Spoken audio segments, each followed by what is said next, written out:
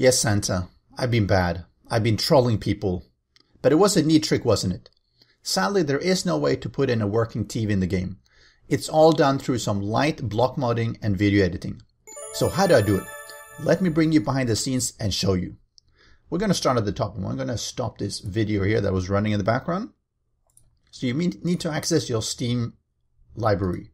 Access your game with a right click and hit Properties. Go to Local Files and browse Local Files. That'll bring up all the data files that the game is using. We navigate to Data and Config. The file we want to have is blocks.xml, so let's edit that one. What I've basically done here is that I've taken the TV block that is already in the game. I made a copy and just put it at the bottom of the file. I've changed the ID because it has to have its own unique ID, so this one is 2042, which is a new ID. I've also added the class of powered, and this is needed in order to make it accept a wire when you try to connect it. And that's about it for the modding part. Let me start up the game and load up my world. So we're now in my world, and you need to get into creative in order to access the block. And normally you hit F1 and you type in CM for creative mode. That allows you to hit U in order to get the full block access. I'm going to type in TV, and you see this is the old TVs that are in the game, but there's also an extra one, which is labeled 2042, which is the block I just added. So let's place it down.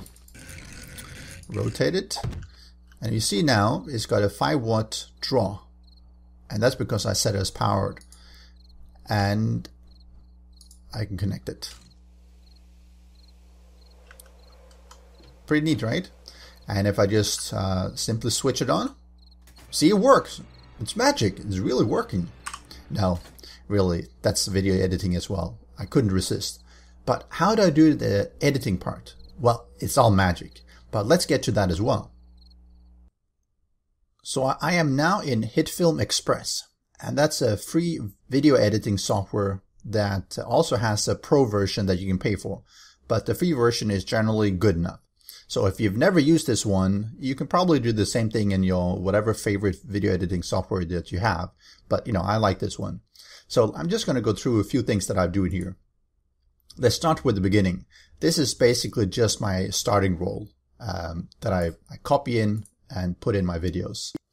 We then have my video proper, and it has a few different sound files. It has the basic audio, which is the game audio, which is linked to the video.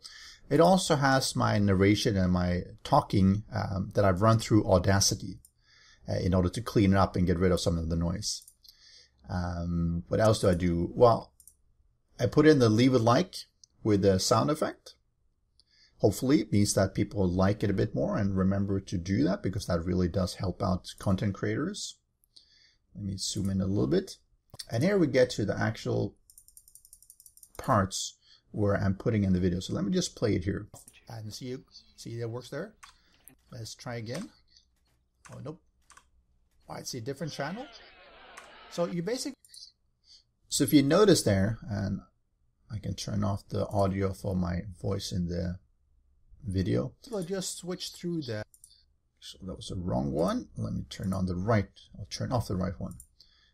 So if you see, every time the video comes on,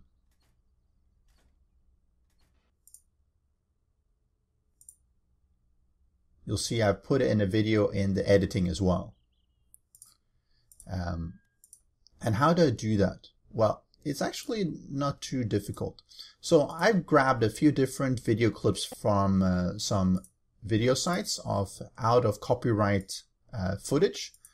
That just makes it easier to put it into the videos. I'm sure no one's going to really check it, but I like to keep it legal. So let's take this one here.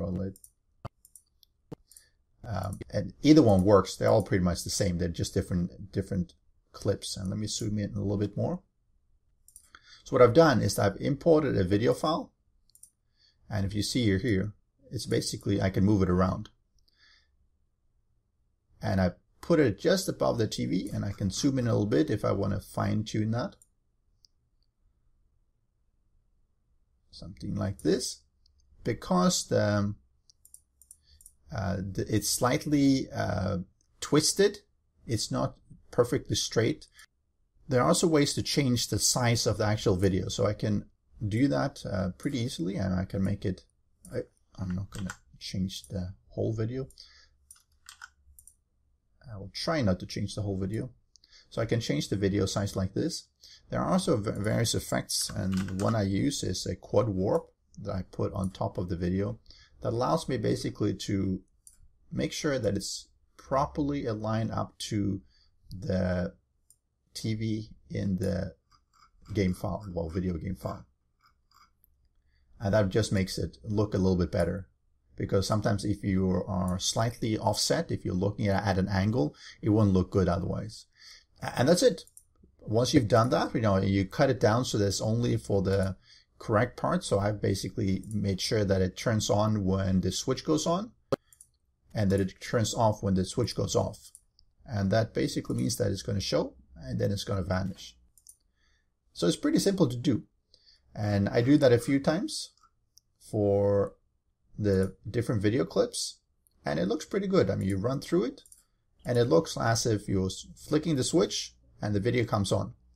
You flick it again and the video comes off. Not too difficult. Of course, that I have my basic end roll at the end of the video as well. But that's all there is to it to make video appear in 7 Days to Die video, even though you can't make it appear in the game. So hopefully this gave you some insight into how I do my video editing. Good luck.